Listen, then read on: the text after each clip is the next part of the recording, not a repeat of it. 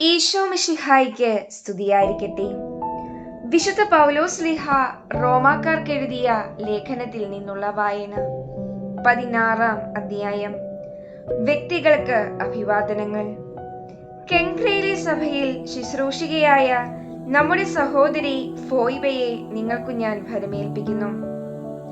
വിശുദ്ധർക്ക് ഉചിതമായ വിധം കർത്താവിൽ നിങ്ങൾ അവളെ സ്വീകരിക്കണം. അവൾക്ക് ആവശ്യമുള്ള ഏതു കാര്യത്തിലും അവളെ സഹായിക്കണം. എന്തെന്നാൽ അവൾ പലരെയും എന്ന പോലെ എന്നെയും സഹായിച്ചിട്ടുണ്ട്. ക്രിസ്തുവിൽ എന്റെ സഹപ്രവർത്തകരായ പ്രിസ്കായ്ക്കും അക്വീലായ്ക്കും വന്ദനം പറയുവിൻ.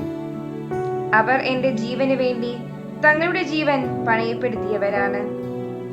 ഞാൻ മാത്രമല്ല, വിജാതിയരുടെ സകല സഭകളും അവർക്ക് നന്ദി പറയുന്നു. അവരുടെ ഭവനത്തിൽ സമ്മേളിക്കുന്ന സഭയ്ക്കും വന്ദനം പറയുവിൻ. ഏഷ്യയിൽ ക്രിസ്തുവിനുള്ള ആദ്യഫലമായ എന്റെ പ്രിയപ്പെട്ട എപ്പൈനേത്തോസിനെ അഭിവാദനം ചെയ്യുവിൻ. നിങ്ങളുടെ ഇടയിൽ കഠിനാധ്വാനം ചെയ്ത മറിയത്തിനും വന്ദനം പറയുവിൻ. എന്റെ ബന്ധുക്കളും എന്നോടുകൂടെ കാരാഗൃഹവാസം അനുഭവിച്ചവരുമായ അന്ത്രോണിക്കോസിനും യൂണിയസിനും അഭിവാദനം നൽകുവിൻ. അവർ അപ്പസ്തോല ഗണത്തിലെ പ്രമുഖരും എനിക്ക് മുമ്പേ ക്രിസ്ത്യാനികളായവരുമാണ്. കർത്താവിൽ എന്റെ പ്രിയപ്പെട്ട ആംബ്ലിയാത്തോസിന് ആശംസകൾ അർപ്പിക്കുവിൻ.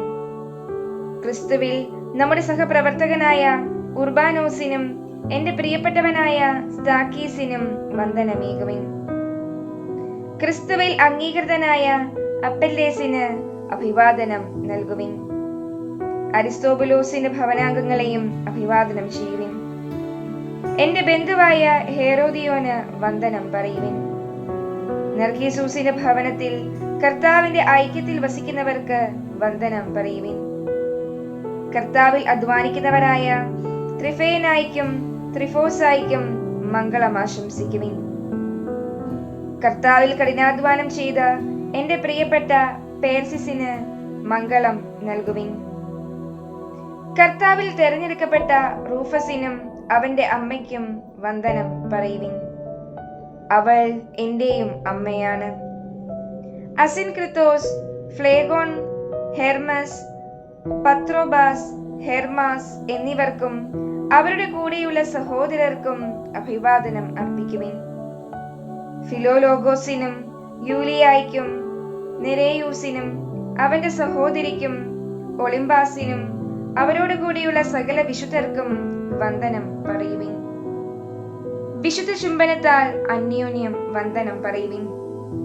ക്രിസ്തുവിന്റെ സമസ്ത സഭകളും നിങ്ങൾക്ക് ആശംസകൾ അയക്കുന്നു. സമാപനാശംസകൾ.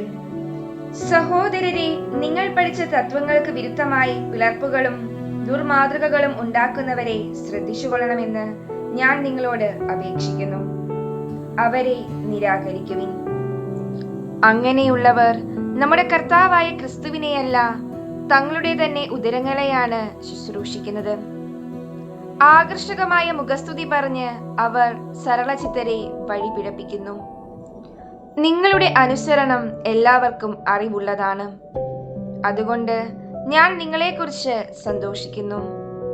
നിങ്ങൾ നല്ല കാര്യങ്ങളിൽ അറിവുള്ളവരും തിന്മയുടെ മാലിന്യമേശാത്തവരുമായിരിക്കണമെന്ന് ഞാൻ ആഗ്രഹിക്കുന്നു. സമാധാനത്തിന്റെ ദൈവം ഉടൻ തന്നെ പിശാചിനെ നിങ്ങളുടെ കാൽക്കീഴിലാക്കി തകർത്തുകളയും.